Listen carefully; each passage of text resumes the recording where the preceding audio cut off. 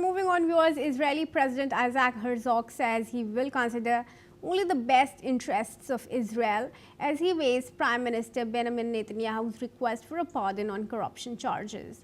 Herzog stressed that the process will be handled correctly and precisely after Netanyahu argued the long-running cases were tearing the country apart. The Prime Minister, who has denied all wrongdoing, made no admission of guilt in his request. Former US President Donald Trump has also urged Israel's president to grant the pardon. Netanyahu and his wife are accused of accepting luxury gifts worth more than $260,000 and of seeking favorable media coverage in 2 additional cases. Outside the Tel Aviv courthouse, supporters and opponents staged competing protests as the latest hearing got underway. All right, and I will shortly be joined in by Sasha Mashta, who is a political commentator, to give his inputs into the story here. But what we are now learning, viewers, is that Macron and Brigitte Macron, who are meeting Olena Zelenska and Volodymyr Zelensky in Élysée Presidential Palace in Paris, are there to rally support. In fact, earlier there were tough issues that were to be solved, which included talks with US President Donald Trump's envoy, who will now be headed to Kremlin. Now, the intensified diplomacy to end Europe's deadliest war has jumped across the Atlantic. US and Ukraine officials have already held talks in Florida and in Geneva before that. The tides now turn as Witkoff will be heading to Moscow for a round of talks at Kremlin with Putin.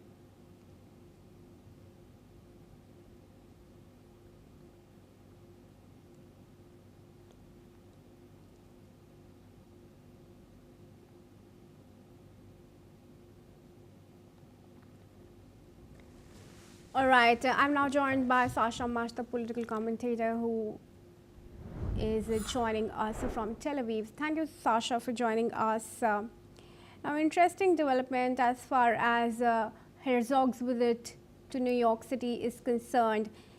Crucial to note here, Sasha, is the timing of his visit. It's coming right after Netanyahu has requested the president for a pardon in the corruption cases. What's your opinion there? Yeah, so it's very curious, the timing of the meeting, not only for the pardon, especially with Mamdani coming, but that's the topic for another interview. Of course, Prime Minister Netanyahu requested a pardon to Isaac Herzog, to the president, actually with no conditions. He didn't give anything in exchange for the pardon. So Herzog's in a very tough situation with pressure from all sides of the political spectrum. You've got people on the opposition that are really outraged and are exerting heavy pressure for Herzog not to budge and grant Netanyahu a pardon. Many of these opposition figures are actually demanding that Netanyahu step down from politics if he were to receive a bargain and if he were to plead guilty. That's one of the possibilities that the opposition is discussing. And of course, the coalition members are very adamant that this is a political trial and that it needs to be ended for the sake of Israel. It's been years that this trial has been going on, and many people on the Israeli right feel that for the sake of national unity, it would be a necessary step for Netanyahu to receive this pardon. Herzog in the past has always stated, I remind the viewers, that Herzog was actually a prominent figure of the Israeli left and leader of the opposition at a time, and he'd always insisted that he would never have pardoned Netanyahu, at least without a plea bargain. And this is something that his opinion seems to have changed, whether something he learned when he took this new position as president, or whether he saw that both parties, the Bibi camp or the not Bibi camp, really are in critical disagreements and rarely find common ground, whether he realized that this is for the sake of Israeli unity and for Israeli national interest. Sasha, do you It's think it one way will or the have other. that unifying effect that Netanyahu is claiming it will? Can you repeat the question? Do you think it will have that unifying effect, the request that Netanyahu has sent for pardon, that he says it will? I think that Herzog is definitely considering it, and that it is something that is more likely now than ever, especially with some new conditions. I really believe that this would happen. Herzog might add a simple plea bargain by Netanyahu, or he might add retiring of his political life, but this is something that looks likely in one way or another. All right, well, we will watch out for those developments. For now, thank you for speaking to us, Sasha. And viewers, let's move on to some more news. Pakistan's trade halt with Afghanistan has caused massive economic losses to the country, crippling key sectors like cement, coal, pharma, and agriculture. Now, the suspension, which began on October 11, has led to job losses and rising public anger, particularly in Khyber Pakhtunkhwa. The cement industry is the hardest hit, facing skyrocketing coal prices, while pharma exports worth $187 million are struck. Agricultural exports have collapsed and perishable goods have gone to waste. Transit duties have dried up, worsening Pakistan's forex crisis. In Khyber Pakhtunkhwa, businesses are on the brink of bankruptcy, and local frustration grows as calls for reopening trade crossings intensify. Meanwhile, Kabul has shifted to new trade routes, leaving Pakistan's economy in turmoil.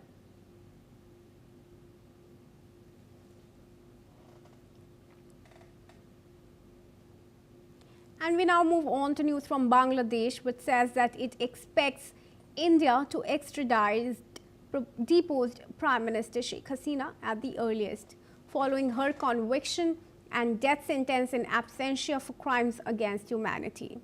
The interim government's foreign affairs advisor, Mohammad Tauheed Hussain, has said the issue should not block broad ties with New Delhi, but added that India must adjust to new realities after last year's July uprising toppled Hasina's government. The advisor has told reporters in Dhaka that Hasina's repatriation is now Bangladesh's formal request under the country's extradition treaty. Hasina was declared a fugitive and she fled to India after her regime was ousted. Bangladesh has submitted an official extradition letter and is awaiting India's response. Dhaka may also approach the International Criminal Court to bring back other convicted fugitives. Moving on, Israeli Prime Minister Benjamin Netanyahu has arrived at the court in Tel Aviv, where he will be on trial over the corruption charges against him. There have been protests since Netanyahu has submitted a pardon request to the President Isaac Herzog. Netanyahu has said that the long-running cases were tearing the country apart. Meanwhile, some protesters have reacted. Let's listen in to what they had to say. Yesterday, Benjamin Netanyahu, the so-called Prime Minister of Israel, requested to be exonerated from all his files. And we're here to say there's no such thing as being exonerated from files from being a criminal. And he is a criminal, and he should be standing on trial just like every other citizen in Israel. We've been coming here almost once a week throughout Benjamin Netanyahu's trial to make sure that the trial continues, to express our dismay, and especially today after Bibi Netanyahu, without pleading guilty, without taking responsibility, asked Herzog for a pardon, which we find unacceptable. There's still a law in Israel, and that's fine. Let him confess his crimes, let him claim his guilt and responsibility, and then ask for a pardon. And that's all the time that we have for Keep Watching NewsX World for more news updates from